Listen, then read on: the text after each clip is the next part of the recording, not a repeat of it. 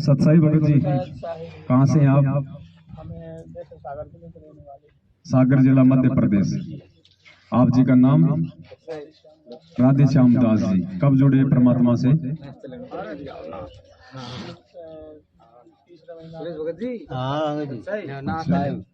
10 मार्च 2019 को। तो भगत जी, आपने काफी दिन सतलोक आश्रम मैनेजमेंट हरियाणा की भी आपने संगति की है, आप उनके संपर्क में भी रहे होंगे, क्योंकि आपने या तो ऑनलाइन दीक्षा ली होगी या फिर नामदान केंद्र पे जाके नाम दीक्षा ली होगी। अच्छा,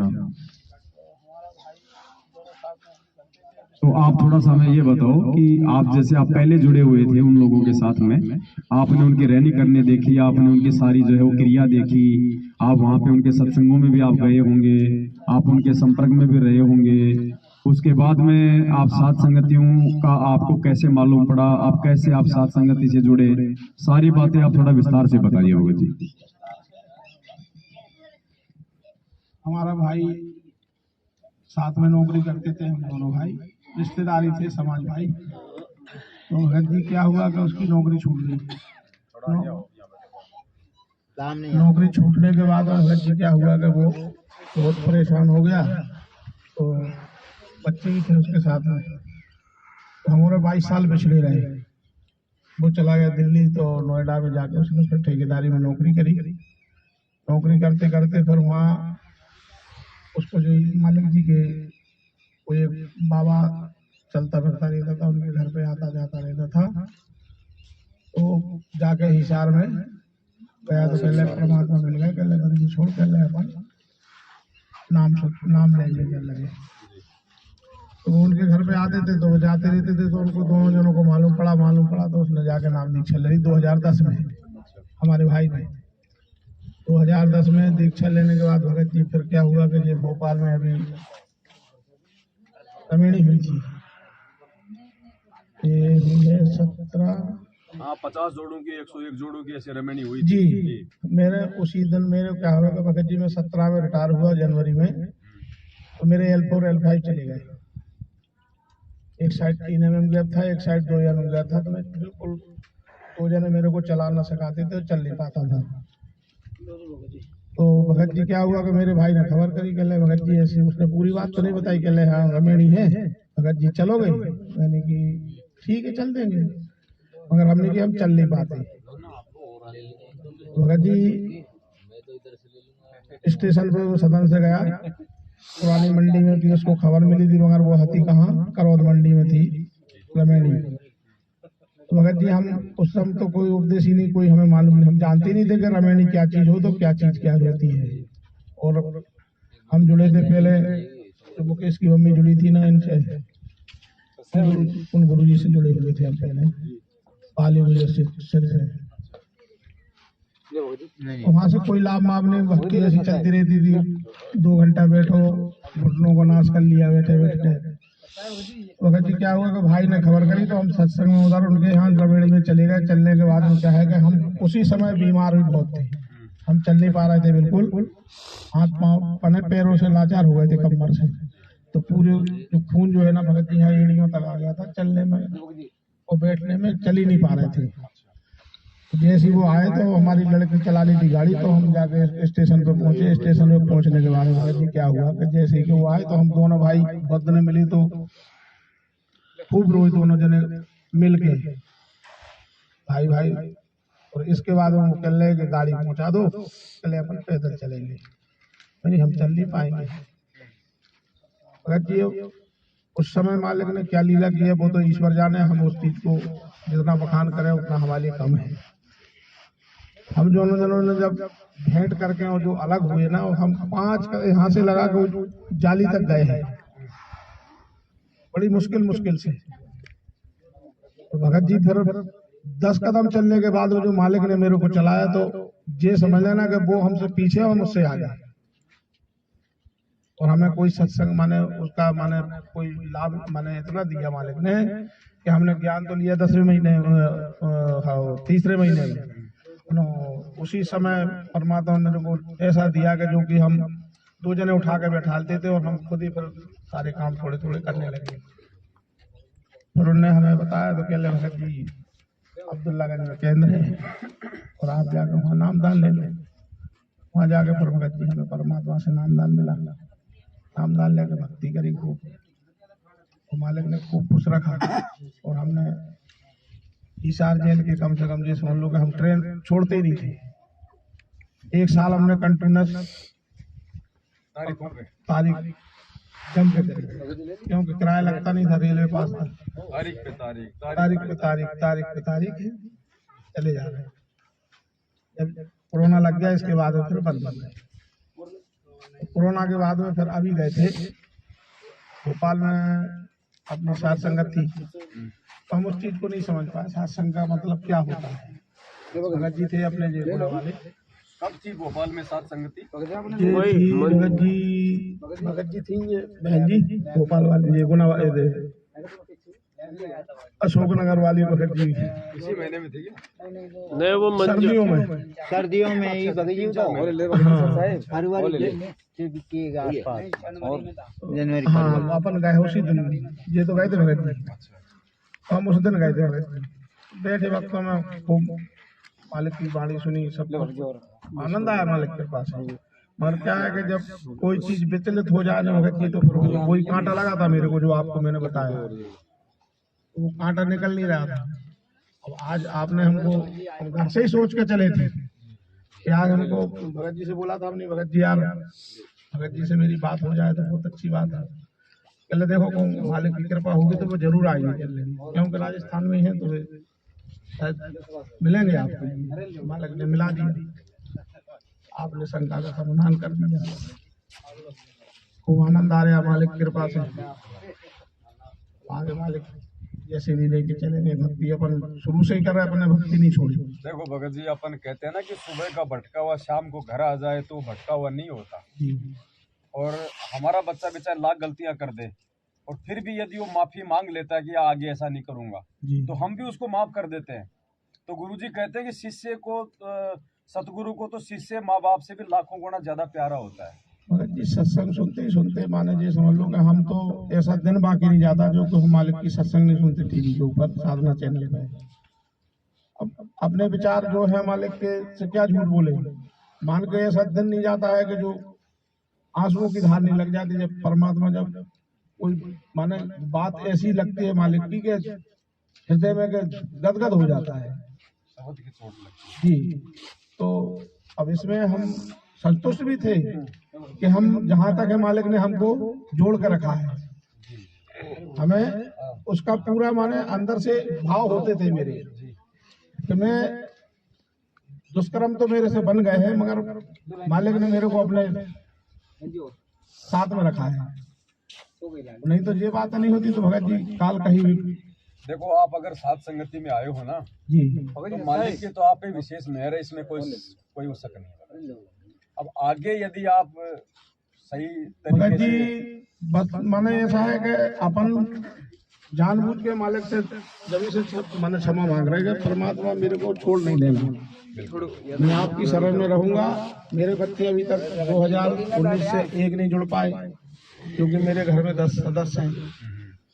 और अब क्या है कि कोई कारण बस उनको काल उनके अपने संस्कार हैं, जब संस्कार मजबूत होंगे तो ही मालिक की शरण में आएंगे। वही तो कह रहे हैं भगत जी, तो अब हम उनसे ज्यादा जोर नहीं करते। मैंने ये है कि महीना 15 दिन में उनको एक मालिक ने के इंजेक्शन देते रहो, कभी न कभी तो परमात्मा दया करते करेंगे। रहो बीच बीच में, बस वही करते भगत जी, इसके अलावा उनसे अपन ना कुछ बोलते हैं। आपके उस घर में भक्ति करने से उनके संस्कार ही तो बन रहे हैं।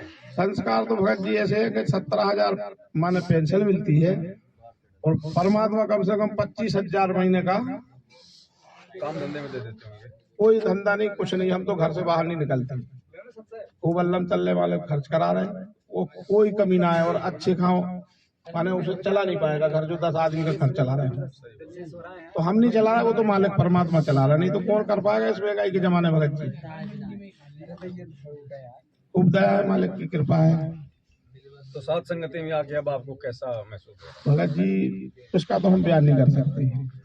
और आप मिल गए भगत जी तो ये है कि हृदय से गदगद हो गया हूँ, इसमें झूठ बोलने का कोई वो सवाल नहीं। भगत भाई मिल जाते हैं तो आनंद तो आता ही है। भगत जी नहीं, आपके बस है में देखो, लोगों ने हमको बहुत भ्रमित किया, अब्दुल्लागंज के कोऑर्डिनेटर थे।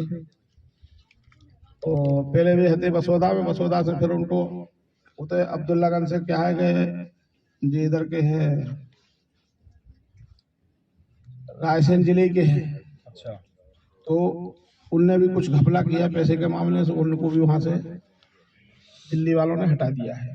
वो अभी हटाया जब जे अब्दुल्लागंज से केंद्र गया सिलवानी, अब वो मुंह दिखाने के काबिल नहीं रहे।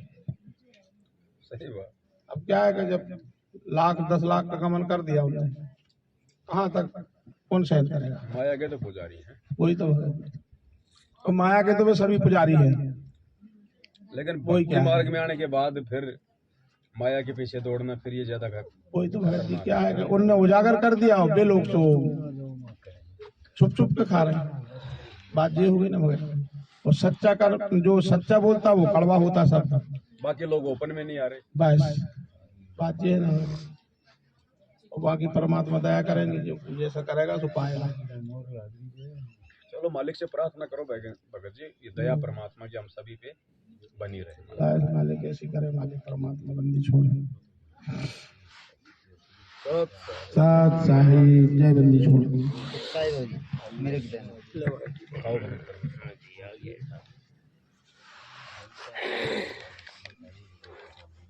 साई बंदी जो शुक्राम पाई भगवान की जय हो।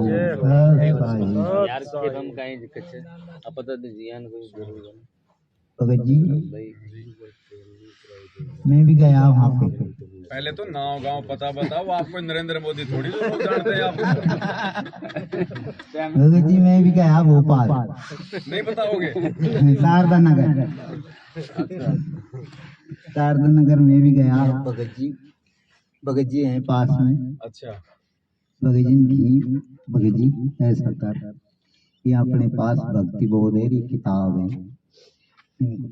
वापस दे दो वापस। हाँ वो नाम भाई।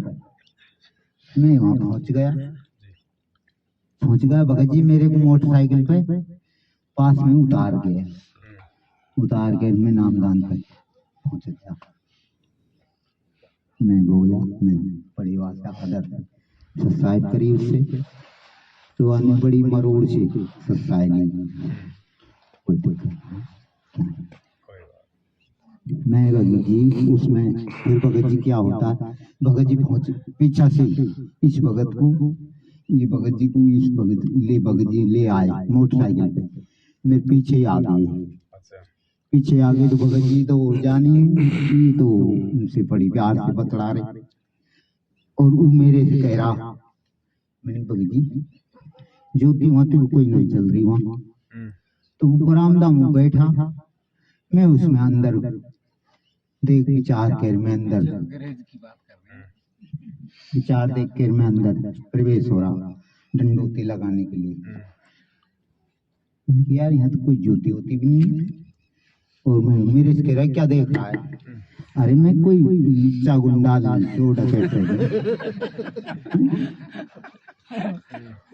अब भगत क्या होता है मेरे को भीतर नहीं जानते, मेरे से वो करने लग गया।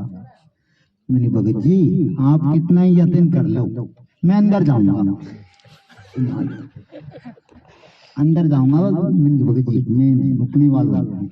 अब भगत जी मैंने नजर पसार ली, अब वहां पे ज्योति वोति कुछ नहीं चल रही। मैं घुस गया, वो मेरी तरफ टेढ़ी नजर से देखता रहा, टेढ़ी नजर देखता रहा। मैं डंडोती लगा के देखभाल के उल्टा पैर आ गया। मैंने की भगत जी ऐसी बात है, हमारे पास डबल है, ये भक्ति बहुत पूरी पुस्तकन को वापस रिटर्न कर लेंगे। एक आदमी भी आ गुरु गोविंद वाले कैलेंडर आ वापस करने के लिए, नहीं हम मिलेंगे इन्हें। भगत क्यों बिका हुआ माल वापस नहीं होता। भगत क्यों नहीं भगत जी इसको किसी और को दे देना। ए भगत जी और किसी को देंगे आप क्या, आप यहाँ रखेंगे हम यहाँ देंगे।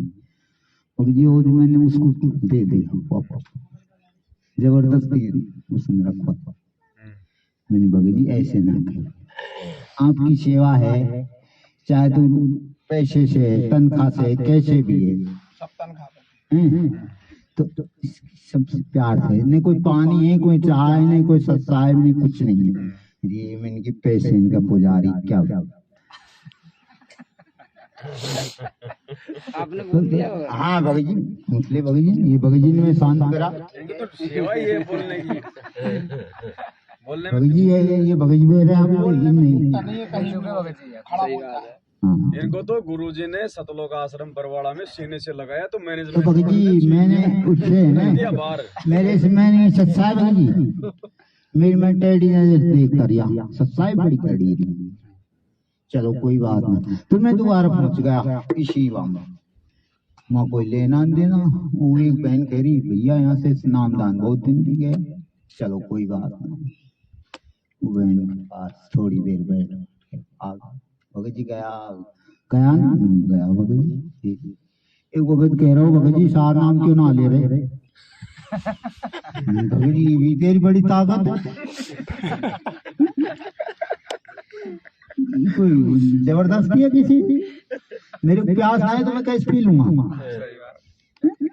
जब मालिक राजा भैया पी कट कट पी लूंगा। तो भगत जी मेरे बहुत वो कर, फिर भगत जी कह रहे भगत जी मैंने की कोई बात नहीं होगी जी, शांत रहो अपनी जगह बढ़िया। बोल सतगुरुदेव की भगवान मगर जी लोको पायलट आप हो ये।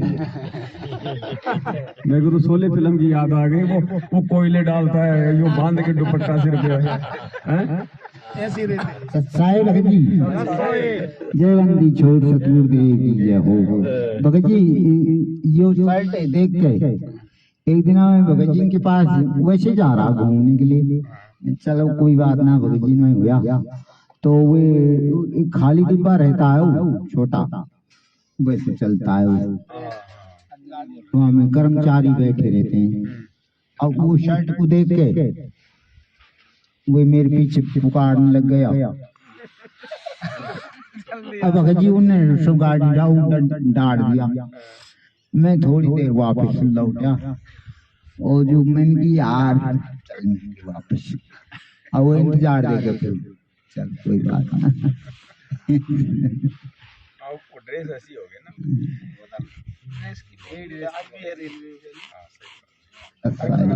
अधिकारी जैसे हो ना तो समझ जाएगा ये रेलवे का आदमी। अरे वो समझ गया ना।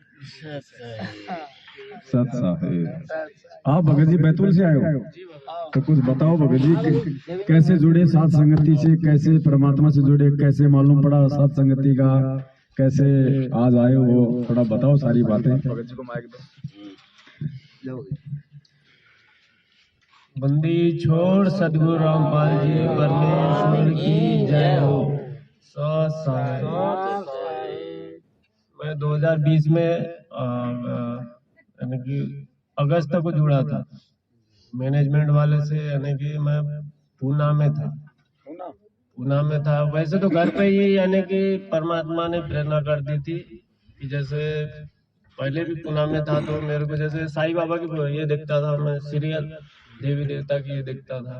तो साईं बाबा में ये बोला था कि सबका मालिक एक है। तो मैंने कहा फिर ये तीन भगवान क्या है, ये तीन भगवान क्या है? तो मेरी एकदम ऐसी हो गई थी सोच की, यानी कि है क्या ये सृष्टि का क्या है? तो यानी कि मेरी ऐसी ललक बनी इसके बारे में कि सृष्टि रचना के बारे में। यहाँ से यानी कि शरीर छोड़ के जाएंगे तो धर्मराज के पास में तो पता चलेगा कि क्या है सृष्टि रचना। तो ऐसी ललक बनी तो फिर सत्संग मिला परमात्मा का साधना चैनल पे, वो सुनने लगे। अब वो ललक बनी तो वो एक भी सत्संग नहीं छूटा। अब मैंने कहा मोबाइल पे भी तो आते होंगे, तो मैंने कहा फिर मोबाइल पे देखा, मैंने कहा अपना काम भी करेंगे परमात्मा का सत्संग भी देखेंगे। तो मैंने ठीक है, मैंने कहा अपना काम भी करेंगे। तो मैं पुणे चला गया, एक दो बार तो रिटर्न आ गया सत्संग के चक्कर में।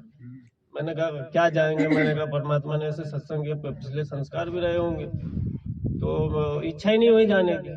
लेकिन फिर भी मजबूरी करके फिर गया। फिर वो ललक बनी एकदम से कि नाम ले। तो मैंने वही आश्रम पुणे में थे, उनको फोन लगाया, उनका नंबर दिया, इसमें वो उन्होंने मोबाइल पे डाला है, इन्होंने वो लिस्ट डाली है कि नाम दीक्षा लेने के लिए हो, उस पर नाम दर्ज करो, ये करो, तो उसमें लिस्ट डाली है सबके नंबर। उन पे फोन लगाया मैंने पुणे के इस पे, तो उन्होंने बताया कि आपसे बैतूल से ही मिलेगा बोले। मैंने कहा ठीक है। उन्होंने फिर मोबाइल से ही दिया वो नाम, वो मेरे को समझ में भी नहीं आया। फिर 1 महीना के बाद में समझ में आया कि वो नंबर स्टेप बाय स्टेप समझ में आया मेरे को। तो फिर वो करने लगा, तो उसके बाद में फिर परमात्मा की ऐसी दया हुई कि मंत्र कर रहा था, उसी समय परमात्मा आया, आशीर्वाद दिया और चले गए। उस दिन के बाद में फिर जो जैसे सुषमना द्वार रहती है ना, तो उसकी वजह से जो बीड़ी शराब इसका ये रहता है, तो वो उसके बाद में उसी दिन से जो चालू हुआ, उनकी बदबू जो भरानी अंदर, तो आज तक के यानी कि खत्म नहीं हुई। तो उस दिन से परमात्मा की दया हुई। फिर उसके बाद में मैंने 5,000 रुपये दिए इनको भी, यानी कि इनसे मैंने इनने मैंने भक्ति बोध लिया था इनसे और ये लिया था, तो मैंने कहा इनसे लिया है तो मैंने कहा दे दूं इनको, परमात्मा तो बहुत दे रहा है, मैंने कहा तो मैंने दे दिया 5,000 रुपये। उसके बाद में देने के बाद में आपकी वीडियो मिले, यानी कि वीडियो मिले तो फिर वो देखने लग जाता। उसके बाद देखने लगा, फिर परमात्मा के सत्संग भी देख रहा हूँ, और जैसे आप ये आपके सत्संग भी देख रहा हूँ। तो एक प्रकरण आया, जैसे ये अपना काशी से ये छोड़ के गए थे मगर से परमात्मा, तो ये बने हैं, ऐसे झगड़ा चल रहा था, तो आप उनके खिलाफ थे और इनके खिलाफ थे। तो मैंने कहा ये दोनों ऐसे कैसे खिलाफ में चल रहे हैं, मैंने कहा तो ऐसे विचार आए हैं, लेकिन मैंने कुछ ऐसा ऑब्जेक्शन नहीं उठाया, सुनते गए तो आज ये परिस्थिति आई कि समझ में आ गया कि आखिर क्या माजरा है ये। मैंने आपको यानी कि फोन में लगाया, मैंने पुणे में भी था, काफी समस्या है जैसे कि, तो मैंने कहा सुनेंगे तभी तो मालूम पड़ेगा, बात भी करेंगे तो भी वही बात है, सुनेंगे तो भी वही बात है, वही बात क्या होगी। तो धीरे धीरे सुनते समझ में आया, उसके बाद में आपकी वीडियो देखे, फिर इधर ही ये हो गया। फिर उधर मैं तो यानी कि नामदान केंद्र पे गया ही नहीं हूँ, बैतूल खाली एक बार गया पुस्तक लेने के लिए, उसके बाद मैं कभी गया नहीं हुआ ना, तो उनको कभी जानता हूँ कौन है कौन स्टूडेंट। आपसे ही जानकारी मिली कि वहाँ का विष्णु साहू है कोऑर्डिनेटर, नहीं तो मेरे को जानकारी नहीं थी कि कौन है क्या है, ऐसा कुछ नहीं। लेकिन परमात्मा ने पहले ही प्रेरणा कर दी थी, और मेरी इच्छा थी कि वहां से आपके ये सुने थे। उसके बाद में मैंने कहा मेरठ में जाएंगे, डायरेक्ट पुणे से जैसे घर पे आया मैं, उसके बाद मैंने कहा मेरठ जाएंगे। फिर मेरठ भी जाने का ये नहीं हुआ मेरा, फिर वहां से कैंसिल हो गया। फिर मैं घर पे ही रहा, सुनते ही रहा।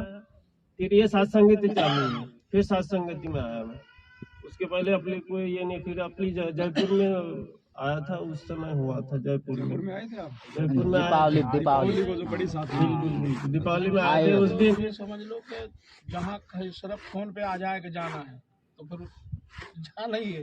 उस दिन मेरे आपने एक निकाला था ना, वो जो कि वो मेरे को बहुत बिजी रहना पड़ता है, जैसे आईडी अब जो बातचीत करते हो आईडी के चक्कर में, तो कोई भगत अगर ऐसा होगा कि जो बना सकता है, तो मेरे को एकदम से रोना आ गया। ऐसे रोना आ गया कि मैं क्या परमात्मा के लिए इतनी भी सेवा नहीं कर सकता। देखो मैंने कहा उसका परमात्मा का भगत कितना सेवा कर रहा है। एक थोड़ी सी ललक बनी मेरे को, एकदम से मेरे पिताजी के कुआं पे मोटर जमाते थे पानी की, वो जमाता था, तो मैं जैसे आपकी वो सुनी मैंने, उसके बाद में मेरे को ऐसी आंख में ऐसे एकदम से ये आंसू आए कि वहां से मैं निकल के इधर साइड में चला गया। वहां से निकल के चला गया। फिर मैंने कहा मैं जयपुर जाऊंगा। मैंने कहा जयपुर से मैंने कहा भगत से पूछूंगा उसके बारे में, वो जो एप्स है उसके बारे में। फिर मैंने कहा बजाय नया तो बना लेंगे, मैंने कहा इसमें क्या है। तो फिर वो क्या हुआ, फिर वो मेरा मोबाइल ही छूट गया वहाँ। तो जहाँ बस स्टेशन पे मैंने टिकट कटवाया, वहाँ मेरा मोबाइल ही छूट गया। तो छूट गया, मैं बस में बैठ गया, और वो जो खाना था लाया था मैंने, वो खाना खाया और वो बस निकल गई आगे। अब मैंने कहा मोबाइल तो किसी ने भी उठा लिया होगा, वो फोन भी लग रहा तो अनेक बंद बता रहा। मैंने कहा जाके क्या करूंगा। मैंने कहा अभी अपने क्या नाम है भगत का, रूपदास का नंबर था मेरे पास में, नंबर लिख लिया था बुक में।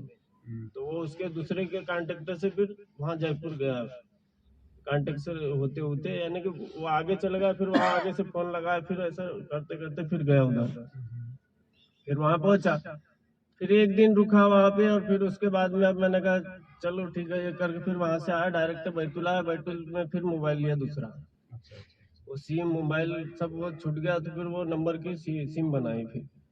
फिर उसके बाद में फिर लिया, ये मोबाइल चल रहा है अपना। तो अब जैसे जैसे परमात्मा प्रेरणा कर रहा है वैसे जैसे आप वीडियो भी बनाते हैं तो वीडियो पे कुछ यानी कि अपने इसमें अभी लोड करने के लिए ये बोल रहे, तो आप लोग को पहले नॉलेज नहीं था तो आपने बताया, उसके हिसाब से लोड करते जा रहे हैं, ये करते जा रहे हैं, उसके आगे शेयर कर। मैं पहले भी करता था, आपने जब वो वीडियो निकाली थी ना इसकी करुणा की मैं जुड़ा नहीं था तब, जुड़ा नहीं था, उसके पहले ही आपने बनाई थी। तो मैंने फेसबुक आईडी बनाई थी, उस पे वो शेयर किया था, मैंने शेयर करा था। फिर जुड़ने के बाद मालूम पड़ा मेरे को, जुड़ने के बाद मालूम पड़ा, मैंने कहा अब परमात्मा की प्रेरणा पिछली भक्ति संस्कार से मालूम है कि आप वो बोतल बता रहे हैं, बोतल बता रहे, तो मैंने कहा होगा, क्योंकि परमात्मा भी विश्वास है तो होगा ही, क्यों नहीं होगा। एक इंजेक्शन ये इससे गोली दवा से हो जाए, तो मैंने कहा होगा। आपने एड्रेस दिया, सब कुछ दिया, तो मैंने डालते गया, मैंने कहा विश्वास से वो डाल रहे हैं, तो फिर मैंने कहा आगे शेयर करने से आप लोग क्या जा रहा है, बहुत ज्यादा शेयर। हाँ वही तो बोल रहा हूँ ना। और आज भी आप अभी बता रहे तो अपने सत्सेवक में भी जो भी है, ये अभी जो भी वीडियो है तो आगे चल के शेयर करने में भी हिचकिचाता है थोड़ा भगत जी भय है। हाँ हिचकिचाते है, मैंने नहीं बहुत बुरा बनाया। हाँ बना दिया ना नाम हिचकिचाते आज भी। चूहा थ्रू भक्ता ना, ऐसे भक्त हुए हाँ। दिल्ली में जाके। ऐसे ही फिर मैं अभी सात संगति में भी जा रहा हूँ, तो जैसे अभी मैं यहाँ अपने इसमें छतरपुर में भी गया, वहाँ पे जैसे बड़े बहुत कुछ बोल जाती है। छतरपुर में भी गया तो वहाँ पे कि नहीं आपकी जैसे वीडियो, जैसे आप हमारे को समझ में नहीं आया, जैसे आपने वीडियो बनाया, जैसे परमात्मा के सत्संग के माध्यम से वीडियो बनाया, हमारे को समझ में नहीं आ रहा तो आपकी वीडियो ने आपने बोल दिया, एक शब्द बोला है कि मेरे वीडियो सात संगति जहाँ चले वहां मत चलाना। जैसे परमात्मा ने भी कह दिया कि मेरे अलावा कोई भी अगर मेरा सत्संग का कोई ये करके बताएगा तो ये मैनेजमेंट वाले ने वो पकड़ लिया। अब वैसे ही ये सात संगति में सभी ने पकड़ लिया आपका कि जहाँ पर भी आपका जो सात संगति होगा वहाँ परमात्मा की चलेगा। तो मैंने वहाँ छतरपुर में भी वो भगत से एक बोला था, मैंने कहा कि वो भगत ने तो हमारे को सत्संग को समझने का बुद्धि दी, अपने परमात्मा ने उस पर दया करी और उसके बाद में ये करी। मैंने कहा वो रागनी थोड़ी ना गा रहा है, मैंने कहा सात संगति में वो वही तो बता रहा है। मैंने कहा आपने से सात संगति वो नहीं समझ में आ रही तो आप उसके वीडियो बता रहे हैं। तो ऐसा बोला उनको तो वो नाराज हो गए। मैंने कहा ठीक है कोई बात नहीं, नाराज हो गए तो अच्छी बात है। मैंने कहा हो जा, नाराज हो जाए तो। मैंने कहा परमात्मा ने भी तो सब वेद पुराण खोल के बताया, मैंने कहा वो भी तो वही सत्संग के माध्यम से बता रहा, अपने को नहीं समझ में आ रहा तो।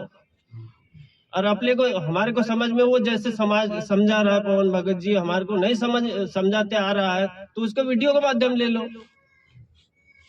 तो यही एक आपका एक ही शब्द बोला है अपने की, जहाँ सात संगति रहेंगे वहाँ मेरे वीडियो यानी कि नहीं ये सुनते। तो आप इस पे बोलो, आप क्या इस पे प्रतिक्रिया देना चाहते हो? देखो भगत जी, सात संगति में दास की वीडियो ना चलाने के पीछे परमात्मा ने जो प्रेरणा की थी उसका रीजन ये था कि सात संगति में अगर कोई आ रहा है तो जाहिर सी बात है मेरे वीडियो देखे बिना तो वो आ नहीं रहा। उसने कहीं न कहीं दास के वीडियो देखे हैं तभी तो वो सात संगतियों में आ रहा है। तो मेरे वीडियो आप जी अपने मोबाइल पे देखिए। नहीं भगत जी, सात संगति में जब हम आते हैं ठीक है तो बाकी दिन तो आप वीडियो आप जी देख ही रहे हैं। उस दिन आप सभी भाई बहन मिलके परमात्मा की चर्चा करो, आपस में मिलके एक दूसरे के अनुभव जानो, जिससे कि हमारे को दृढ़ता है कि परमात्मा ने आपके साथ में क्या चमत्कार किया, आपको क्या लाभ मिला। मालिक को भोग लगाएं, परमात्मा के हम शब्द गाएं, बैठ के परमात्मा का सत्संग सुने। तो एक दिन सात संगति में, एक दिन या 2 दिन 3 दिन की जो भी सात संगति है उसमें हम आपस की चर्चा करें। भाई मेरे तो आप सुन ही रहे हो आप, बाकी हम अन्य भगत भाई बहनों के भी हम सुने, हम उनके भी विचार सुने, भाई उनके जीवन में क्या बदलाव आए, उन्होंने क्या क्या अपने जीवन में परमात्मा के सत्संगों से आत्मसात किया। तो इससे हमारे को और ज्यादा दृढ़ता आती है भगत जी। कोई कहेगा भाई परमात्मा मेरे स्वप्न में आए, परमात्मा ने मेरा ये काम कर दिया, मालिक मेरे सामने साक्षात प्रकट हो गए, गुरुजी मेरे को ये आदेश दे के, तो हमें इन चीजों से भगत जी और ज्यादा विश्वास बढ़ेगा। इसलिए दास ने मना किया था। अब ठीक है, दास आता है वो तो एक बात अलग। अब दास यहाँ आया, तो अगर आया हूं तो यहाँ तो जो मतलब 10 आदमी मेरे से अपनी बातें मतलब रख सकते हैं। अब मेरे वीडियो में तो सारे मतलब की पाबंद हो जाएंगे, 1 घंटा 2 घंटा बस वीडियो देखते रहेंगे, आपस में कोई चर्चा नहीं, तो उस चीज से कोई फायदा नहीं होगा भगत जी। नहीं भगत जी, मेरा ये मकसद नहीं था। हाँ। मेरा जैसे अपन जो वीडियो बताते हैं ना, जैसे छोटे छोटे जैसे इस पे बताते हैं, जैसे अपन प्रतिक्रिया उस पे रख नहीं सकते हैं। नहीं वो तो रख सकते हैं, क्यों नहीं रख सकते, उन पे तो आप चर्चा करो। नहीं, जैसे अभी आपने ये भक्ति बोध का तप के बारे में बताया था, जी भक्ति बोध जैसे वो बताया था, हाँ, तो हाँ। उसमें जैसे आपको जो प्रतिक्रिया जो आपके ऊपर बीती है उसके प्रति आप जो समझाते हैं, जी जी जी। उसके हिसाब से हमें नहीं समझाते आते ना, जैसे अपने पे बीती नहीं हो बात। नहीं वो प्रयास करेंगे ना फिर साथ संगतियों में हम बैठ के एक दूसरे को समझाने का। मान लीजिए भाई ने कोई शंका रखी और आप में से कोई उसका समाधान वो कर रहा है, तो भाई ऐसे तो हम सीखेंगे। कोई एक आदमी की जिम्मेदारी थोड़ी है शंका समाधान करने की। नहीं वो नहीं कह रहा मैं, जैसे आपने अगर हम किसी एक के पीछे लग जाएंगे तो भी फिर दिक्कत ही है। हमारा मकसद है साथ संगति में आके हम जो सीखे हम दूसरों को बाहर जाके हम बताएं, तो इसलिए हमने सबकी सुननी जरूरी है। सुनना तो शासक बाकी इसलिए दास ने मना किया था, और कोई रीजन नहीं था भगत जी। बाकी तो सब सुनते हैं अपने घर पे भगत जी वीडियो, ऐसी बात नहीं, हम डालते रहते हैं। वो 1 दिन 2 दिन केवल परमात्मा की ही वहां पे चर्चा हो तो ज्यादा अच्छा रहता है। जैसा भी भगत के पास मोबाइल और हमारे वीडियो, मेरे वीडियो भगत जी केवल तब तक है जब तक हम ज्ञान को आधार बना के गुरु जी के सत्संगों को समझ के परमात्मा को पहचान के, जब तक हम अपनी भक्ति क्रियाओं को ठीक ना कर लें। एक बार आपको सारा सब कुछ समझ में आ गया, उसके बाद वीडियो तो आप देखो जो भी आता है नया, लेकिन दिन रात मेरे वीडियो देखने की आवश्यकता नहीं है। फिर कोई नया वीडियो आ गया उसको देख लो, बाकी अपना भक्ति अपना सुमन मालिक का सत्संग, कि भाई क्या नई कोई जानकारी है, बस। बाकी नहीं सुनना कि दिन रात के 2-2 बजे तक सुन रहे हैं, 1 बजे तक सुन रहे हैं। अगर कोई नया भगत है, वो अगर जानने का इच्छुक है, उसको नई चीज लग रही है तो वो सुनो, और महीने 2 महीने में उसको लगे कि बिल्कुल सही है, उसके बाद अपनी वो भक्ति क्रिया को ठीक करे। जो भी जाने अनजाने की गलती हुई है मालिक से क्षमा याचना करे, साथ संगति से जुड़ जाए। उसके बाद में जब भी दास लाइव आता है तो लाइव देखो, बाकी अपनी भक्ति अपना काम धंधा करो, बस ये है। भगत जी भाई भी वही कह रहा था कि पवन भगत जैसे आप, क्योंकि मेरे सत्संग सुनने से केवल आपको जानकारी मिलेगी और परमात्मा की भक्ति पे आपको दृढ़ता मिलेगी। बाकी आत्म उद्धार तो भगवान की भक्ति और सत्संग से ही होना है, मेरा भी उसी से होना है सत्संग।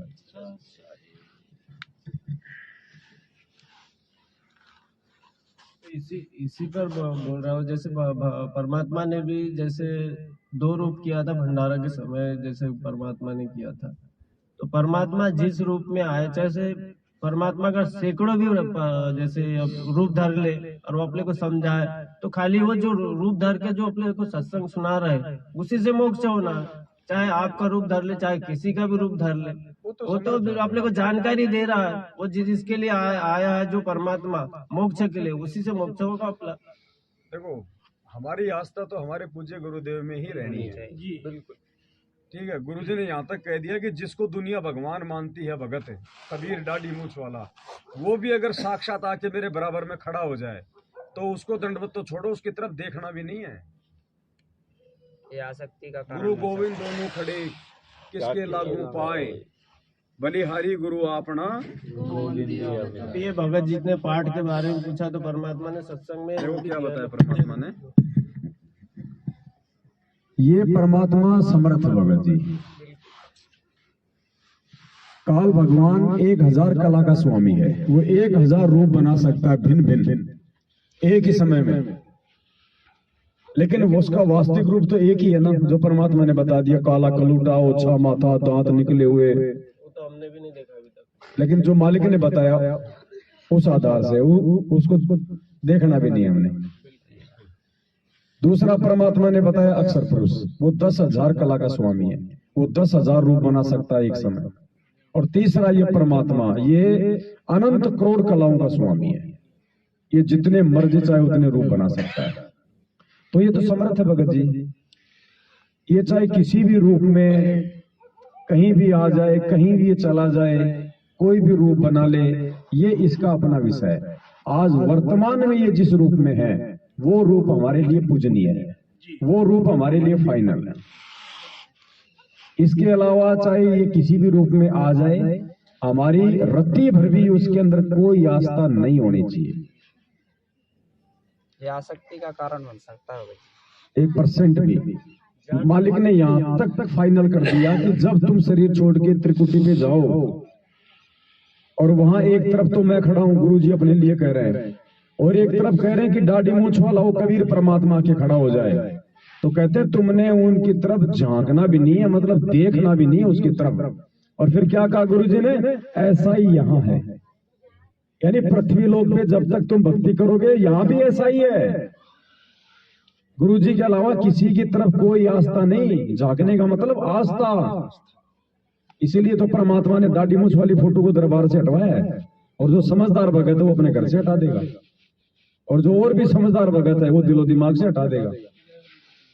तो क्या कह रहे हैं परमात्मा, गुरु और गोविंद दोनों खड़े, वहां मान लीजिए परमात्मा दोनों रूप बना खड़ा हो जा, एक दास का रूप और दूसरा अपना ओरिजिनल रूप। तो कहते हैं वहां भी परीक्षा होगी किसके लागू पाए।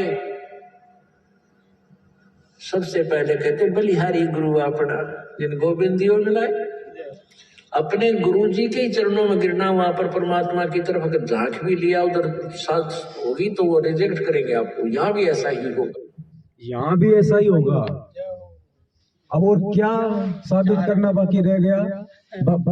और छोटा मोटा रूप किसी भगत का बना ले वो तो बात ही छोड़ दो। जब खुद दाढ़ी मूंछ वाला भी आके खड़ा हो जाए तो उसकी तरफ भी नहीं झांकना इस रूप के अलावा। ये इतनी बड़ी सावधानी है भगत जी। ये अब ये फोटो हटाने के लिए हमें गुरुजी ने तो नहीं कहा ना, लेकिन सत्संगों में परमात्मा ने संकेत कर दिए कि जो पतिव्रता औरत होती है वो अपने पर्स में केवल अपने पति का ही फोटो रखती है, दूसरे पुरुष का फोटो नहीं रखती। वो आत्मा एक है तो उसका पति भी एक ही है, दो नहीं हो सकते। संत रामपाल जी और दाढ़ी मूंछ वाले दो नहीं हो सकते, एक ही है। अब चूज आपने करना है। इसीलिए ज्ञान दिया परमात्मा ने कि भैया मैंने 99% तुम्हें आगे बढ़ा दिया, 1% तुम बढ़ो, वरना जानवर के जानवर ही रह जाओगे। तो ये तो भगत जी हमारी परीक्षा होगी फिर ये कि हमने भगवान और सतगुरु में से हमने किसको चुनना है।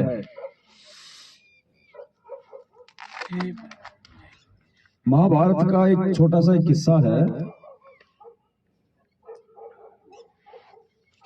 पीले थोड़ा बहुत करो, थोड़ा बहुत तो पियो ना, पीली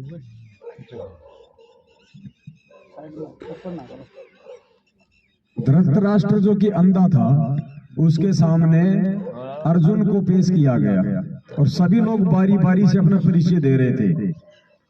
अश्वत्थामा भी अपना परिचय दे रहा था, भीम भी अपना परिचय दे रहा था, दुर्योधन भी दे रहा था। फिर आया नंबर अर्जुन का।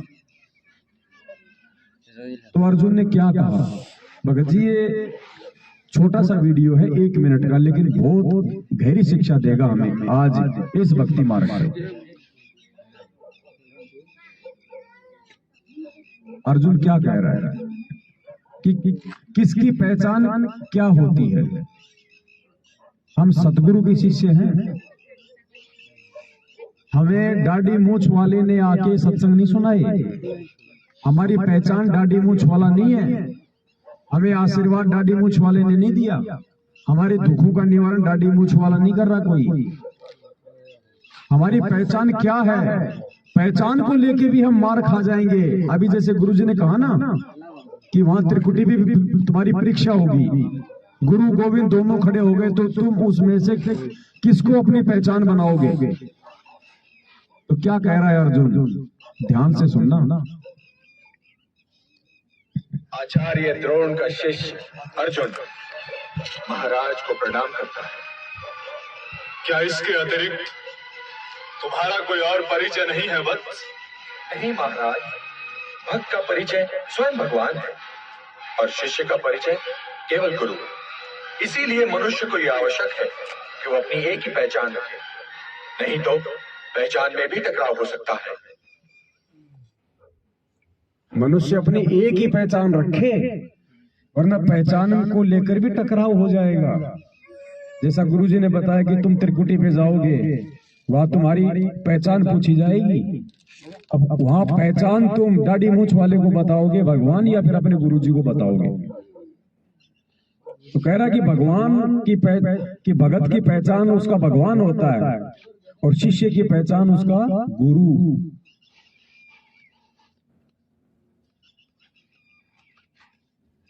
तो भगत जी, एक के साधे सब सदे और सब साधे सब जाए, दो को पूछोगे तो सब कुछ बर्बाद हो जाएगा। और माली सी चे मूल को, अब मूल सतगुरु रामपाल जी भगवान हैं जो भक्ति के आधार हैं। फले फूले अघाय, नहीं तो यही धक्के खाते रह जाएंगे। ये सात संगतियां परमात्मा के मिशन का एक अभिन्न अंग है। ये आप और हमारी सोच से नहीं शुरू हुआ, ये परमात्मा ने दया बख्शी है, ज्ञान योग खोला है।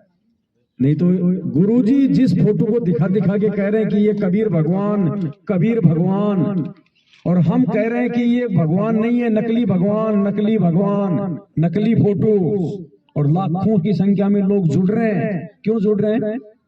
परमात्मा अंदर से प्रेरणा कर रहे हैं, संकेत कर दिए भगवान ने, बेटा नकली फोटो, हाथ से बनाया हुआ चित्र है। वीडियो देख ली होंगी आपने, काल्पनिक फोटो बताई गुरुजी ने, हाथ से बनाई हुई फोटो है।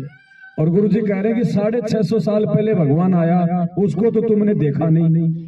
अगर हमने उसको नहीं देखा तो गुरुजी दिखा रहे हैं, फिर वो कौन है? गुरुजी कह रहे हैं कि 650 साल पहले भगवान जिस रूप में आए थे वो तो तुमने देखा नहीं, तो फिर दाढ़ी मूंछ वाला कौन है? फिर अगर हमने नहीं देखा तो फिर गुरुजी ये किसको दिखा रहे हैं? भगत जी, परमात्मा के लिए, गुरुजी के लिए इस फोटो को कबीर बताना उनकी एक मजबूरी थी, क्योंकि वेदों में तो दिखा दिया भगवान ने कबीर देव, भगवान का नाम कबीर। अब हम भी तो बड़े ढीठ हैं, अजी वो कबीर है कैसा, वो और दिखाओ। अगर ब्रह्मा विष्णु महेश या देवी देवताओं की आम उपासना आपने छोड़नी है तो दूसरा भी तो हमने कोई भगवान पकड़ना पड़ेगा ना। गुरुजी कह नहीं सकते कि मैं भगवान, और हम गुरुजी को नए नए भक्ति मार्ग में आए तो मान नहीं सकते कि ये भगवान। तो भगवान की मजबूरी थी कि बेटा ये है भगवान दाढ़ी मूंछ वाला। अरे आप कहीं सीढ़ी से आप कहीं ऊपर चढ़ रहे हो, अरे ऊपर पैर रखने की जगह होगी तभी तो नीचे का पैर छोड़ोगे।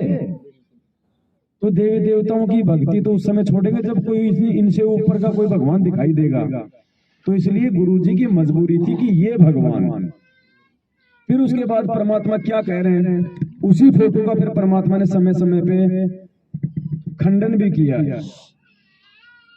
क्या कह रहे हैं गुरुजी कि आप जो चित्र देख रहे हैं ये प्रभु का चित्र नहीं है, ऐसा चित्र नहीं है प्रभु का। वो तो ना जाने कितने ही रूप बना के।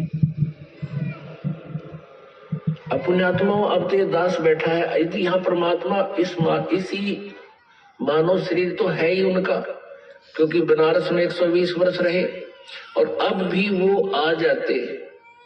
जो हम चित्र देखते हैं प्रभु का, ऐसा चित्र नहीं है। वो तो ना जाने कितने स्वरूप है उस मालिक के, वो किसी भी रूप में आकर के अपना ज्ञान बताता है, अपनी प्यारी आत्माओं को अपने चरणों में लगा के भक्ति करवा के सतलोक ले जाता है। तो गुरुजी ने खुद ही इस फोटो को फर्जी साबित कर दिया ना कि ऐसा रूप नहीं है प्रभु का। वो तो ना जाने कितने स्वरूप बना लेता है, खुद ही खंडन कर दिया।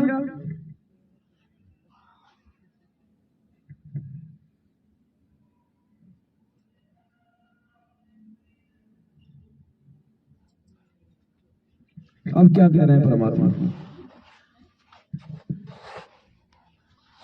यदि इस दास के स्थान पर आज कबीर परमेश्वर भी आ जाते, क्योंकि जिस समय कबीर परमेश्वर जिस रूप में आए थे वो तो तुमने देखा नहीं। जिस समय कबीर परमात्मा जिस रूप में आए थे वो तो तुमने देखा नहीं आज वालों ने, तो फिर ये दाढ़ी मूछ वाला कौन है भाई?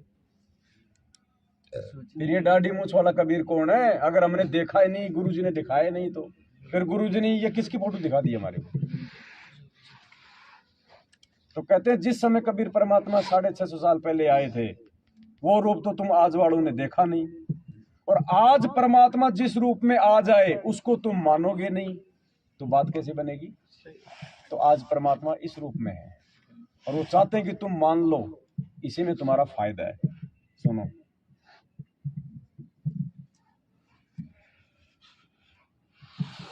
यदि इस दास के स्थान पर आज कबीर परमेश्वर भी आ जाते, क्योंकि जिस समय कबीर परमेश्वर जिस रूप में आए थे वो तो तुमने देखा नहीं, वर्तमान वाला ने, और वो परमात्मा किस रूप में आए थे ये तो जो हमने चित्र बनाए तो हमारा एक अपना इमेजन है, अपना सपोजिशन है, अपना माना हुआ बनाया है। लेकिन वो परमात्मा अब आ जाए तो जिस रूप में वो पहले आया था वो तो तुमने देखा नहीं, और ईब जिस मारा उसने तुम मानो को नहीं, तो फिर बात कैसे बनेगी? मानना पड़ेगा कि भाई गुरुजी ही परमात्मा है। ऐसे ही आपके वीडियो सुने थे मैंने, जो 5 फोटो दी थी ना अपने को परमात्मा ने, तो मैं नौकरी करता था तो मैं परमात्मा ने बुद्धि फेरी कि मालिक है, कबीर भगवान को परमात्मा बता रहे हैं, कबीर भगवान को परमात्मा बता रहे अपने परमात्मा। तो मैंने कहा ये सभी को साइड में रख दिए, मैंने कहा बीच में बैठे हैं, तो मैंने कहा फिर ऐसे कैसे होता है? मैंने कहा मालिक को तो ऊपर रखना चाहिए, हाँ मालिक को ऊपर रखना चाहिए, जो गुरु बता रहा है तो वो तो बीच में बैठे सभी के। तो उसपे से यानी कि आपका आया था कि संत रामपाल जी परमात्मा है, अब पहले पिछले संस्कार कह रहे होंगे, तो मेरे को उसमें एकदम से रोना आ गया। फिर मैंने कहा सही में परमात्मा है, ये तो ये बीच में एकदम बैठे हैं सबके, और कबीर भगवान को परमात्मा बता रहा है और बता भी रहे हैं। और उस वर्तमान में जैसे अपने तो ना तो देवी देवता के देखे ना कभी किसी को नहीं देखा, साक्षात्कार आज आपको आपसे और मेरी बातचीत हो रही है, आपने सामने बातचीत हो रही है, तो बातचीत हो रही तो आप मेरा प्रॉब्लम सवाल कर दोगे, मैं आपका कर दूंगा, ऐसे साथ में बातचीत करेंगे। और वो तो वो भगवान उनको पत्थर की मूर्ति के पास में साड़ी ठोकना है, सही बात।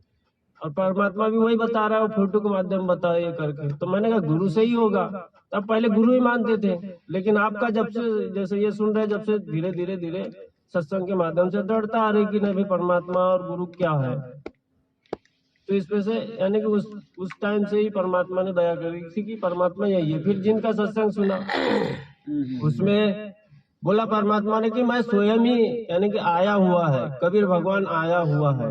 तो मैंने कहा है कहाँ फिर कबीर भगवान? ऐसा नहीं कि परमात्मा ने बुद्धि। अब देखो परमात्मा इस छोटे से सत्संग में बिल्कुल स्पष्ट कर रहे हैं संकेतों में। गुरु जी कह रहे जब तक तुम अपने प्रेजेंट गुरु को, वर्तमान गुरु को परमात्मा तुल्य नहीं मानोगे तब तक मोक्ष नहीं हो सकता। अब ये बात कौन कह सकता है? अपने आप को भगवान के बराबर कौन खड़ा कर सकता है? खुद भगवान ही कर सकता है, दूसरे की तो औकात नहीं है ना।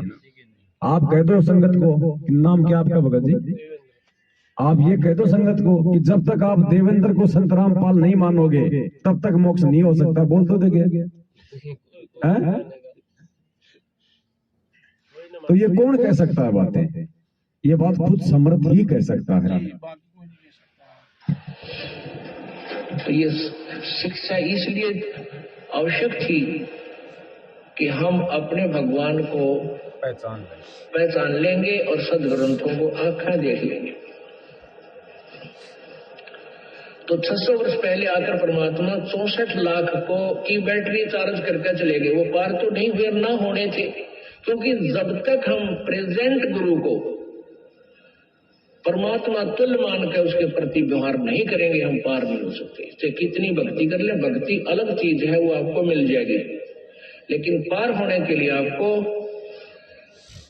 प्रेजेंट गुरु को परमात्मा तुल्य मानना होगा। तो हम उसमें कबीर जी को भगवान नहीं मान सकते थे, चाहे हमारे कितने सुख हो गए थे। क्योंकि उन भ्रमित करने वाले अज्ञानी गुरुओं ने, ब्राह्मणों ने, ऋषि महर्षि नकलियों। गुरु जी क्या कह रहे हैं? अर्जेंट गुरु को भगवान मानना पड़ेगा। तो अगर हम कबीर जी को भगवान माने तो आज वो दाढ़ी मूंछ वाला है क्या प्रेजेंट है? तो जो प्रेजेंट नहीं हम उसको क्या माने? जो दिखाई नहीं दे रहा, हमारे सामने नहीं आ रहा, छुपा क्यों फिर रहा भाई? अगर दाढ़ी मूंछ वाला भगवान है तो काल की तरह छुप क्यों रहा है? शर्म किस बात की आ रही है? छुपता कौन है? जिसने कुछ गलत कर रखा हो। अगर दाढ़ी मूंछ वाला ही भगवान है तो वो आता फिर यहाँ पे आज वो क्यों छुप के बैठा है? प्रेजेंट गुरु को जब तक हम परमेश्वर नहीं मानेंगे भगत जी बेड़ा पार नहीं होगा। इतने संकेत किए भगत जी परमात्मा ने, कोई सीमा नहीं है उनकी।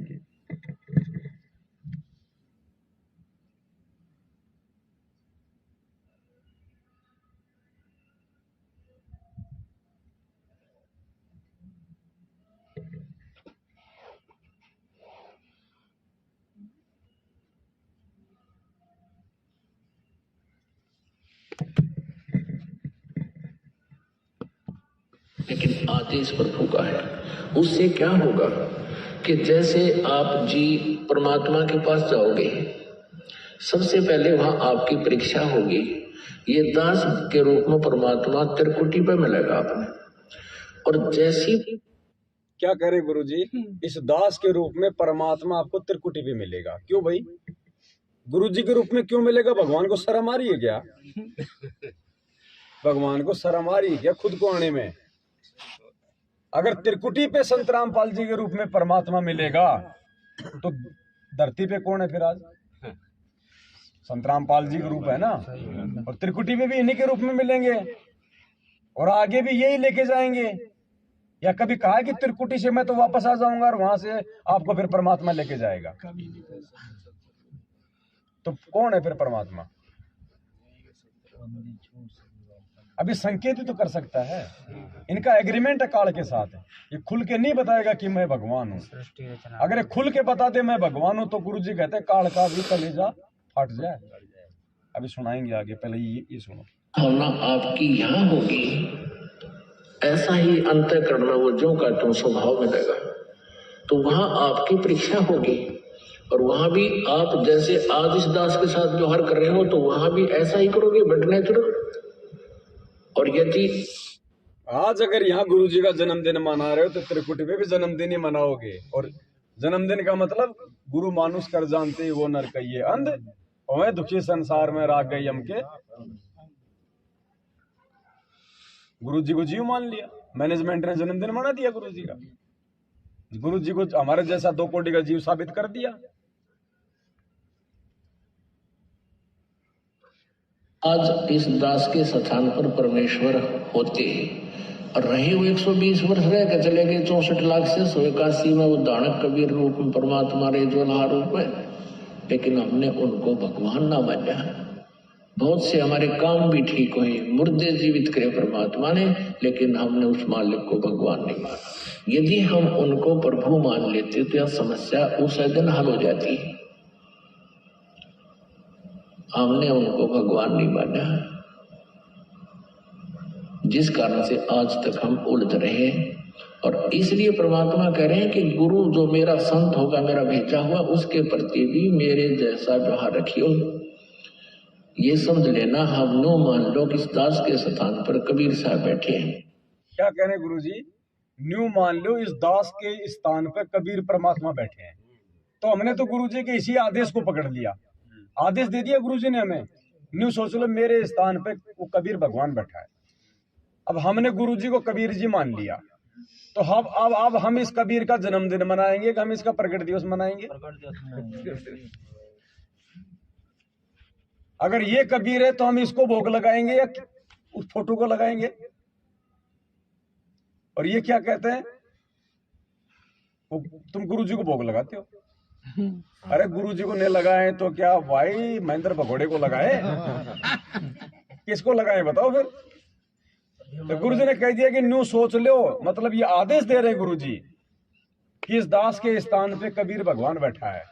अब तुम्हारी क्या रहनी करनी होगी, जो तुम आज मेरे साथ ये करोगे ऐसा ही तुम त्रिकुटी पे करोगे, और वो तुम्हारी फाइनल परीक्षा हो जाएगी। तुम्हें पता तो चलेगा नहीं कि मैंने शरीर छोड़ दिया, मैं त्रिकुटी पे हूँ।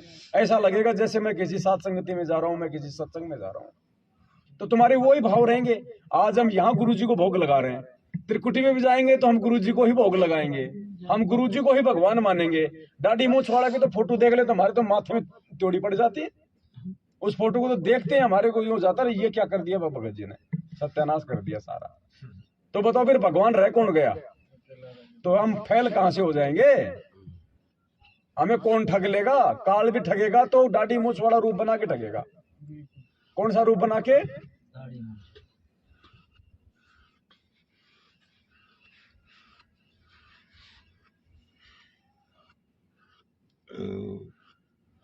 क्या बताया गुरुजी ने? सृष्टि रचना मास्टर की है, जिसको सृष्टि रचना समझ में नहीं आई वो कुछ नहीं समझ पाएगा। काल हमें त्रिकुटी पे ठगेगा तो दाढ़ी मूंछ वाले का रूप बना के ठगेगा। क्यों ठगेगा? क्योंकि उसने दाढ़ी मूंछ वाला रूप बनाने का वरदान मांग रखा है।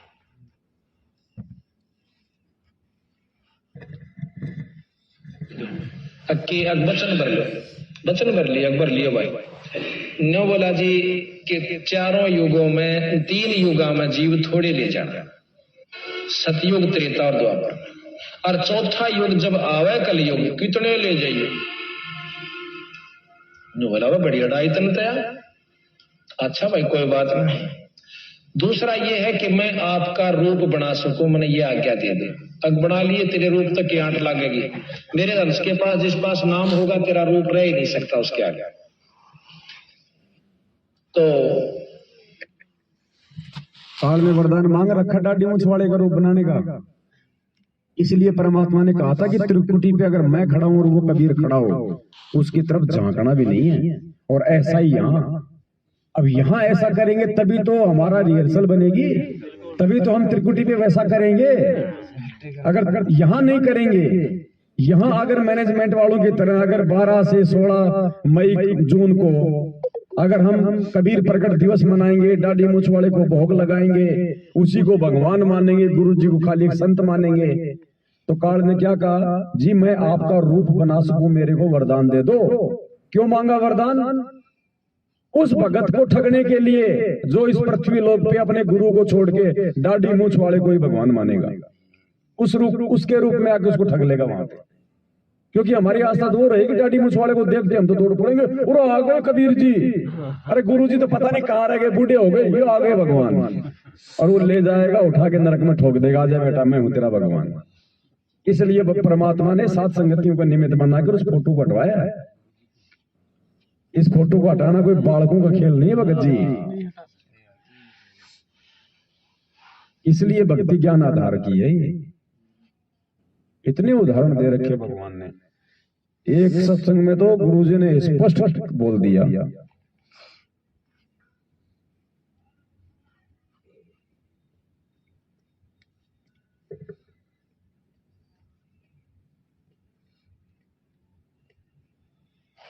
देखो क्या कह रहे हैं गुरुजी, स्पष्ट कह दिया परमात्मा ने। उसके बाद तो कुछ बाकी नहीं रहा। आज परमात्मा किसके रूप में विराजमान है? परमात्मा वर्तमान में इस दास के रूप में विराजमान है।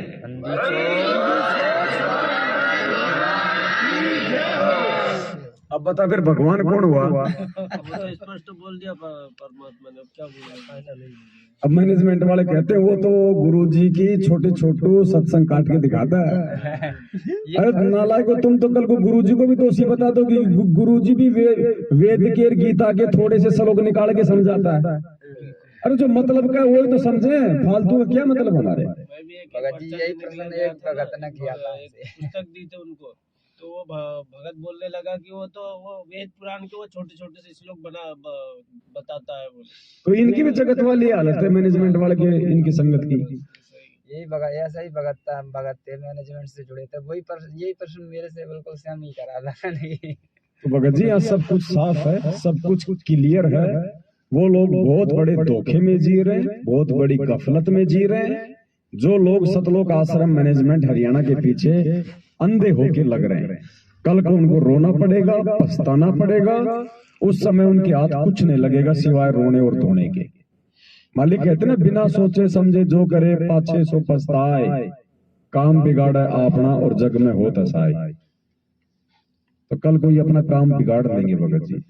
और जो अच्छी आत्मा होंगी, जो परमात्मा के हीरे मोती लाल होंगे, जिनके लिए भगवान युगों युगों से इस पृथ्वी पे आता है, उनको परमात्मा ने छांट लिया। ये छटनी तो चल रही है, और क्या चल रहा है। 27 साल से भगवान ने ज्ञान दिया, तो क्या परीक्षा नहीं लेगा। तो ये छटनी है। संगत में 2 ग्रुप बन गए, क्या है, छटनी। मालिक कहता ना, गरीब कच्चा हीरा कृच हो नहीं सहे घनमार, ऐसा ये मन हो रहा लेखा ले करतार। तो करतार जेल में बैठ के लेखा ले रहा है कि कौन मेरा है, कौन काल का है, कौन तो कोयल के बच्चे हैं, कौन कौवे के बच्चे हैं। तो वाह जी, परमात्मा कहते हैं संत सूरमा शेर है, संत सूरमा शेर है, गरजे और गाजे। अभी सत्सेवक भाई बहन साथ संगतियों से जुड़ के ये गरज रहे हैं, गा रहे हैं, डंके की चोट पे कह रहे हैं कि भगवान ये है, दाढ़ी मूछ वाला भगवान नहीं है। और बाकी दुनिया तो भेड़ है, बिद गए और बाजे। ये बाकी संगत ने भेड़ है, ये हमारी बातों से बिदक जाते हैं। गुरुद्रोही, गुरुद्रोही। भगत जी, ये इसीलिए तो परमात्मा ने कहा था, यो पैसे ऊपर खेल सुनो रे झूमकरा, तत्व ज्ञान कोई ना कहे रे झूमकरा। तो तत्व ज्ञान तो सात संगति में कहा जा रहा है। और वहां तो भाई मनी में करे, मनीराम बन गए सारे, चंपाकली बन गए सारे। ज्योति आओ, पाठ आओ, गरीबदास जी का बोध दिवस, संत रामपाल जी का बोध दिवस, कबीर जी का प्रकट दिवस, कबीर जी का प्रस्थान दिवस। तो मगर से गए वो भी बना दिया।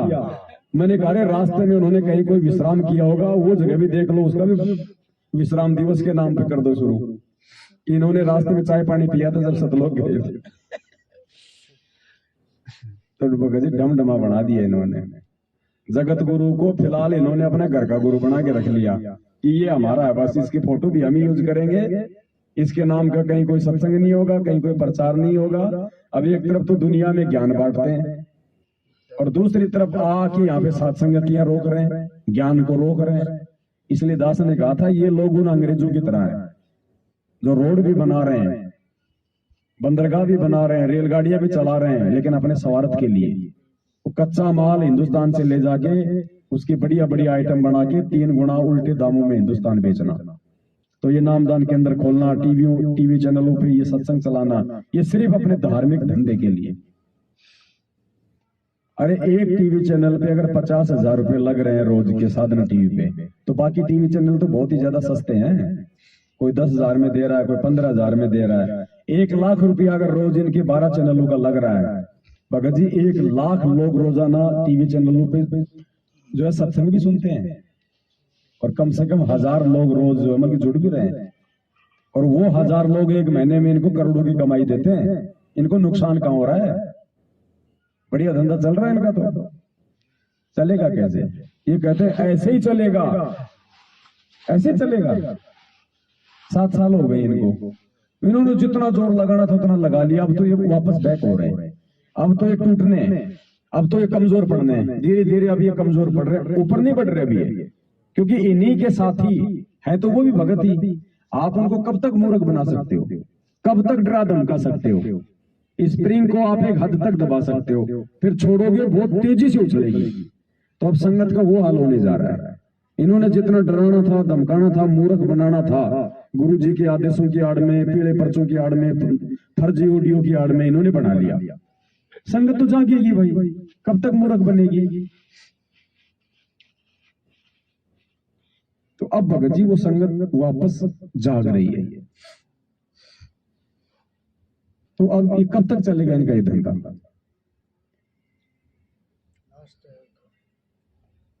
कब तक मूर्ख बनाओगे? ये इनका एंड है। गुरु जी कहते ना, बड़े से बड़ा पेड़ हो, एक बार अगर वो किसी आंधी में, भूचाल में अगर वो नीचे गिर जाता है, उसकी जड़ें उखड़ जाती है ना, 15-20 दिन तो फिर भी वो हरा भरा रहता है। और मूर्ख होता वो पक्षी जो उसके हरे भरे पेड़ पत्तों को देखकर अपना घोंसला बना लेता है। उसको ये देखना चाहिए नीचे खड़ा है या सीधा खड़ा है या नीचे गिरा हुआ है। तो भगवान ने जिसको छोड़ दिया अबर वाला कांड के बाद ये कह के कि ये समिति मेरी नहीं है, अब जो भगवान का नहीं है उसको दूसरा कौन पकड़ लेगा? कोई मूर्ख पकड़ेगा उसको। तो ये मूर्ख लोग हैं संगत में जो उनको पकड़ रहे हैं, मैनेजमेंट वालों को। बहुत सारी बातें भगत जी, जो बातें 7 साल से पूरी नहीं हुई वो एक रात में कहां से हो जाएंगी आज। फिर भी कोशिश करते हैं भाई, क्योंकि ये समय नहीं आएगा बार बार। ये परमात्मा कहते हैं बिल्ली के भाग का छिक्का टूटा है। भगत जी ये बहुत ही दुर्लभ योग है ये। अगर कभी चिंतन करो ना ठंडे दिमाग से तो मालूम पड़ेगा सबसे पहले तो मानव जन्म दुर्लभ। 84 लाख योनियां भोगने के बाद एक मानव जन्म, और एक योनि क्या पता आपको महावीर स्वामी की तरह 20 करोड़ बार भोगनी पड़ जाए। ऐसी 84 लाख योनियां भोगने के बाद तो एक मानव जीवन। उस मानव जीवन, और वो मानव जीवन कब? ये पिछली पीढ़ी। ये महादुर्लभ योग। आपका मानव जन्म भी है, आप पिछली पीढ़ी में भी है।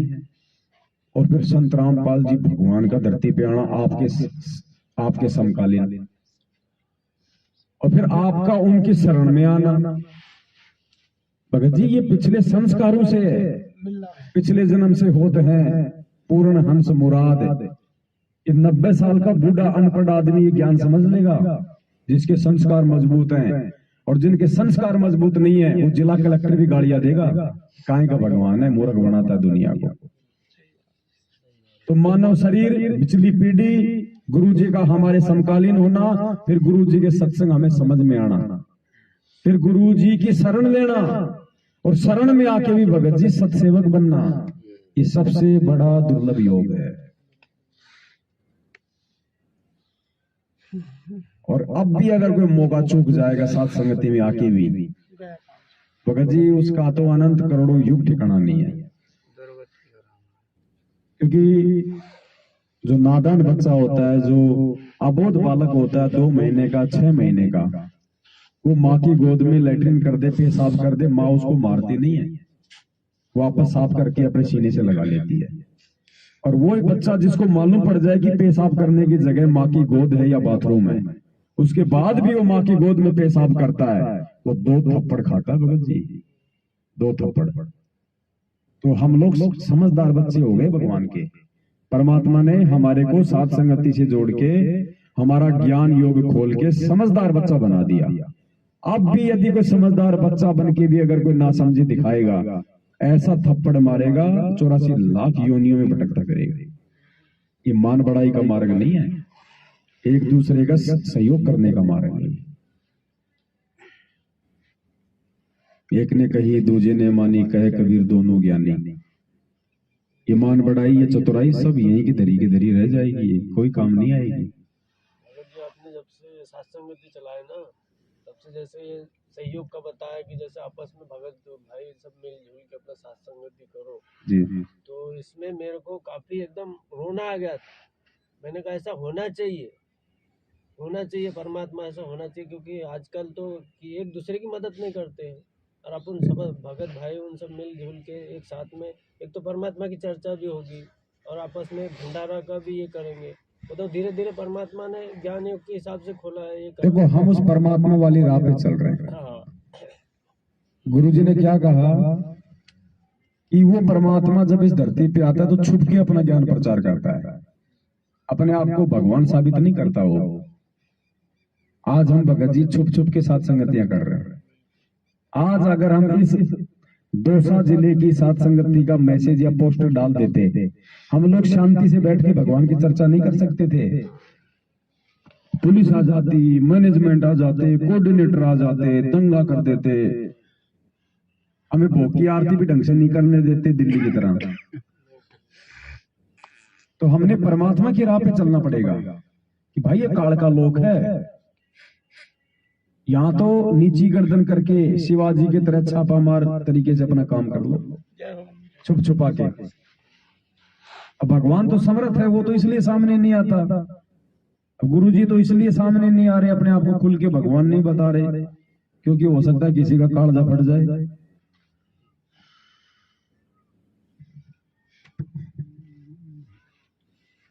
इस ज्योत निवेदन का हार्ट अटैक हो जाता तो उसने लोग पता लग जाए परमात्मा आया हुआ है। सच कर मानना है। दास को वैसे नहीं कह रहा, को बालक नहीं थे, लंबे माइक ला के आपको बता रहा हूँ। ये दास का सवनुभव और साथ में परम पिता परमेश्वर का दिया हुआ ज्ञान और इन सब शास्त्रों का अध्ययन इस दास के साथ एक डाल की तरह साथ है। वो आप गुप्त रूप से आते हैं और काल लगता है कि जोगजीत घूमता रहेगा। काल को लगता है जोगजीत घूम रहा है, डाडी मछवाड़ा घूमता रहेगा। उसी का तो रूप मांगा था, इसलिए परमात्मा ने अभी दूसरा रूप बना ले, बेटा तू तो जोगजीत वाले को ढूंढता रहे और मैं अपना काम संत रामपाल के रूप में आके।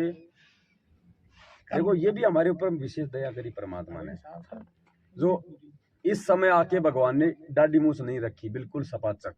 नहीं तो डाडी मूछ लगा लेता तो हम पहचान ही नहीं पाते त्रिकुटी पे। काल भगवान को वहां से निकाला था तो परमात्मा ने कहा कि तेरे को दोबारा यानी कि स्वरूप का दर्शन नहीं होगा, ये बोला सत्संग। इस काल के नोना जचरी के कब परमात्मा भी आते हैं यहाँ पे, यू पहचान ना पाता उसको। तो अगर इसने नो पता लग जा भगवान आ रहे हैं, जिसका कड़जा फट जा, हार्ट अटैक हो जा। इसलिए परमात्मा एक सिंपल रूप में ऐसे रहते, किसी का भी ना जसदेव भगवान होंगे, इस रूप में वो प्रभु आ जाते हैं। अरे संगत के नहीं जचरी की वो भगवान है तो काल के कहां से जचेगी? जब खुद उस भगवान से नाम और ज्ञान लेके उसकी संगति नहीं इसको पहचान पा रही तो काल कहां से पहचान लेगा? तो ऐसा भगवान है ये खुद अपनी पहचान करवाता अपनी विशेष आत्माओं को। इसकी रजा के बिना आप इसका पैर का नाखून नहीं पहचान सकते कि क्या है। जी ये कह रहे थे जैसे अभी सहयोग के बारे में भगत जी ने कही थी कि कैसे भगत भाई अपने एक दूसरे का सहयोग करें। तो एक भगत हैं अपने जतिया से हैं, एक साथ संगति में मिले मेरे को, और उन्होंने कहा था कि भगत जी ऐसे मेरे को 20,000 रुपये की ज़रूरत है। मैंने कही किसके लिए ज़रूरत है भगत जी? उन्होंने कही कि ऐसे थोड़ा कर्जा हो गया है और वो सब्जी का वो लगाते हैं। मैंने कहा भगत जी मेरे पास अभी तो है नहीं, जो घर की सरसों वगैरह बेचेगी तो मैं देखूँगा। मैंने कहा भगत जी, फिर मेरे शंका ये उत्पन्न हुई कि अगर मैं इनसे ना तो ज़्यादा परिचित हूँ और ना मैं इनके व्यवहार से परिचित हूँ, मेरा पैसा देना उचित है या अनुचित है? तो उनका फ़ोन नहीं आया 1 महीने तक। फिर उनका फ़ोन आया कि भगत जी मैं सब्जी के लिए एक जे अभी टमटम वगैरह चलती नहीं है तो गांव में वो बुलवाते हैं, तो सुबह चले जाते हैं और शाम को 2 घंटे सुबह 2 घंटे शाम। तो मेरे इस वजह में मतलब ये नहीं समझ में आ रहा है कि मदद करूं या ना करूं, तो मैं उल्टा दोषी ना हो जाऊं परमात्मा का, मेरा पैसा गलत हो जाए।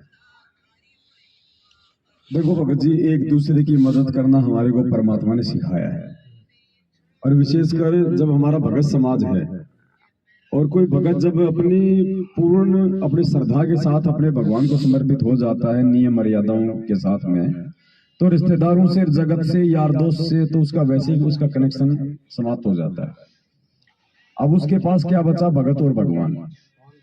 तो परमात्मा ने इसलिए एक दूसरे भगत भाई बहन की उधार पैसा देके मदद के लिए कहा है, लेकिन परमात्मा ने साथ में ये हिदायत भी दी है, अगर आप अपने किसी भगत भाई बहन की या रिश्तेदार की यदि आप उधार पैसा देके मदद करते हो तो भाई सोच समझ के मदद करना, अपनी छाती को टाइट करके मदद करना।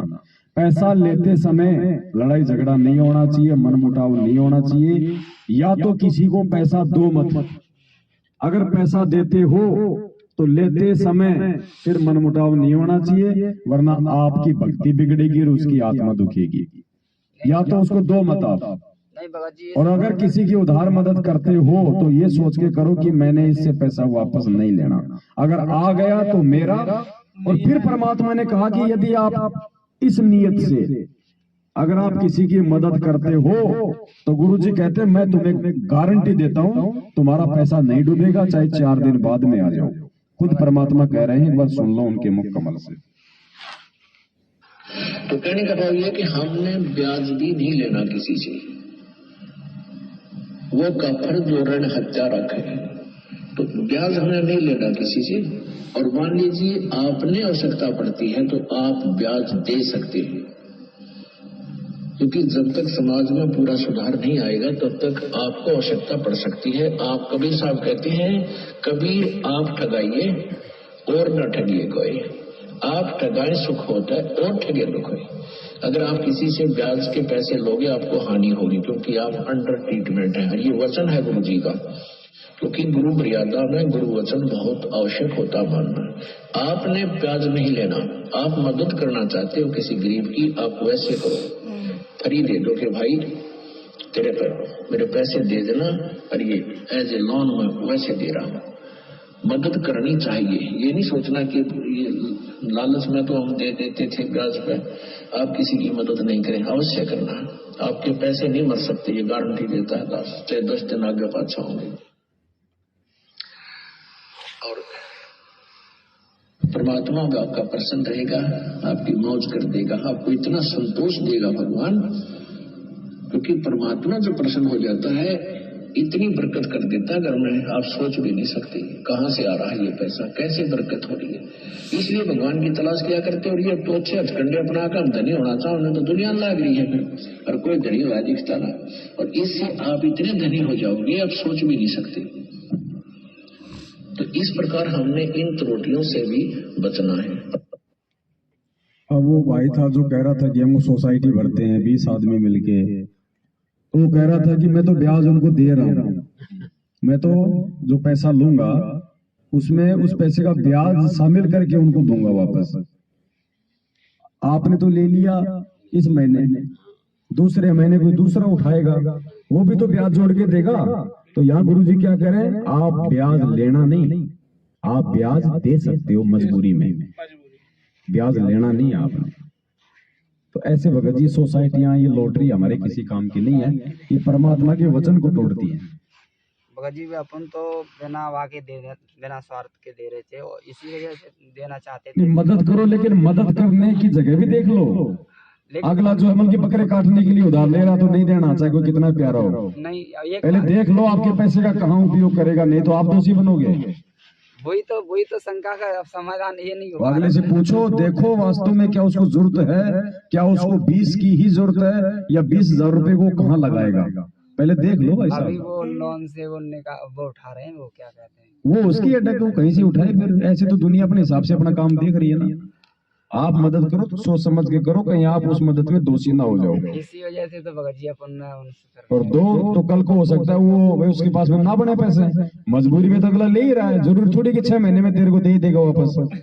वो कहते भाई साहब नहीं बने 6 महीने, फिर आपको नहीं, तूने तो 6 महीने का नाम लिया था, है आपस में फिर आपके दिमाग में टेंशन भरती, क्या खा करोगे। नहीं भगत जी सोचे तो बिल्कुल ही नहीं देना चाहते, तो अपन तो ये तो करो तो सोच समझ के करो, नहीं तो अपनी भक्ति करो, उसकी परमात्मा कहीं और से कर देगा, उसके संस्कार आधार से। कोई किसी के भरोसे थोड़ी बैठा रहता है यहाँ भगत जी।